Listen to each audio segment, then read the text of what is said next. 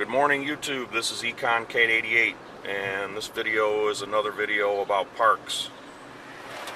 That's the former Stickney School that you're looking at there, which has been turned into subsidized housing, I believe. This is another park, Feedback Park, and I'm literally like seconds away from where I ended the previous video. The old Buffalo Bar building is pretty much falling apart. Some empty lots here.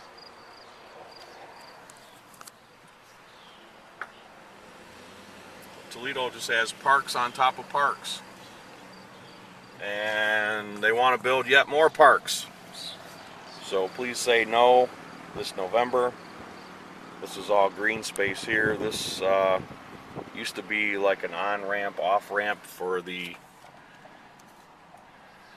280 bridge, and when they built the new bridge, a lot of the homes here were demolished, and so this is basically park space here too. I don't think it's named as a park, but the city maintains it. They've built like a bike path there, and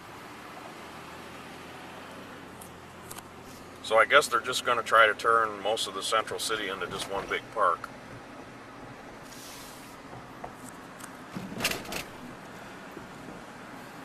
And I'm sure there will be plenty of people in the city, because I've already heard some people talking about this, who think this is a great idea, that it's going to like revitalize the neighborhood or help reduce crime, which is completely ridiculous to believe, but there are people that do. This is what used to be known as Riverside Hospital, and it's been vacant for, geez, I don't know, maybe 10 years. Part of the building was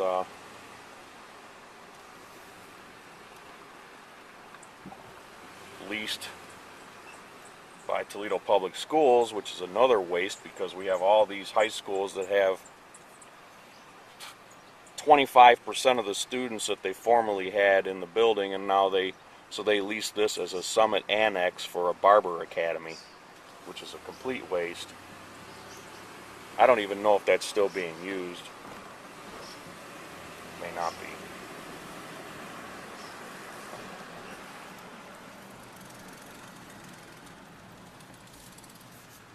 There's quite a few people out here mowing their grass today, though.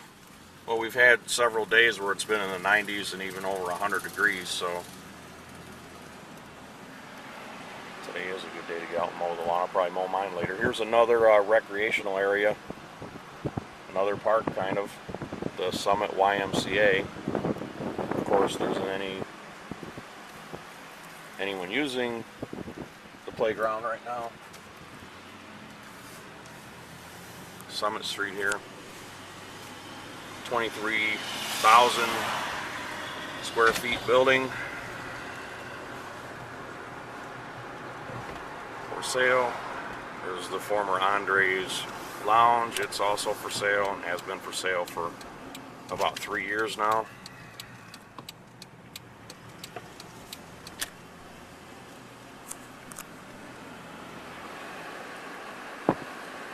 Another place for folks to recreate. This is known as the Family Center. Although I have noticed it's actually closed on the weekends. I think it was always closed on Sundays, but now it's even closed on Fridays and Saturdays. They must have less funding than previously, but there's another place to recreate nevertheless. Basketball courts, another building next door. I think that's their administrative offices. It's United Way money there. I'm on Superior Street now. And yes, folks, another park. Superior Park. So, if you like parks, I guess move to Toledo, because we have plenty of them. And if City Councilman Steve Steele and Lindsay Webb get their way, we're going to have even more of them. There's a building for sale here. Maybe they'll tear that building, buy that building and tear it down and make that a park.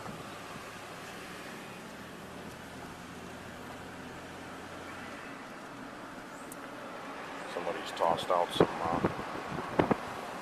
looks like. I don't know. Superior and Elm.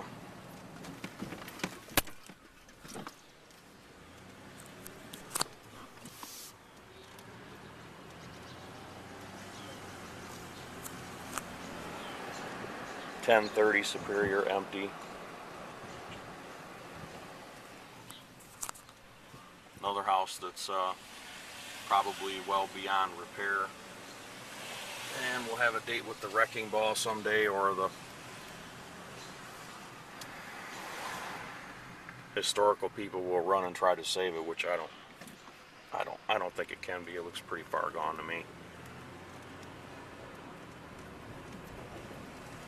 This is Toledo's oldest neighborhood here. This is Vistula. But it's not politically active like the Old West End, so these homes have just been left to 907 Superior. It is for sale, but I wouldn't want it. There's the old Westminster Gym.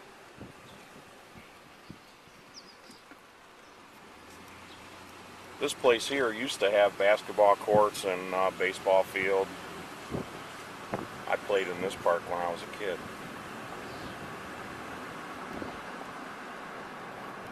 But I don't think it was ever owned and operated by the city. I think it was the St. Francis. Used to be like a boys' home over here. There's a body shop that went under, an empty house there, another empty house there. The 3 in a row here.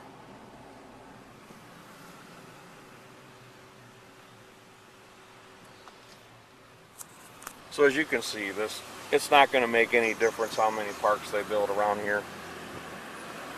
This area has just seen its best days long ago.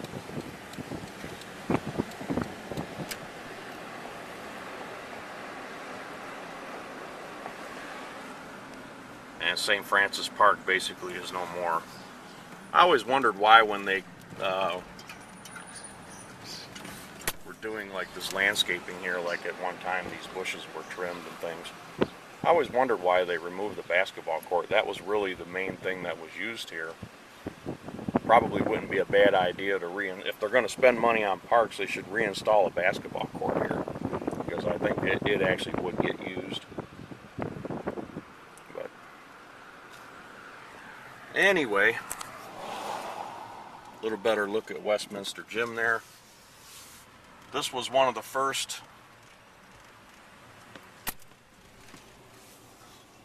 projects that was, well, not, this isn't a housing project, but was one of the first places that was restored in the name of historical restoration. I forgot what that building has a name. I forgot what the name is though.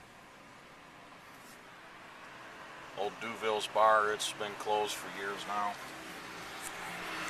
One of my first YouTube videos was about see all these stupid benches out here that the city or somebody told me this came from state or federal funds, but still, what was the purpose of putting all these stupid benches here? Even the bums don't use them. We're on both sides of the street too. It's kind of a good look there. So you got 2 boarded up buildings and all these stupid benches out here. That's Toledo government in a nutshell right there. So this is Econ Cat 88 signing off from Toledo's Empty Parks, and please, I ask you once, twice, and several times, please vote against this parks levy this November, as well as every other levy that's on the ballot. I believe there are going to be 6 or 7 levies on the ballot in November. So that's it for this one.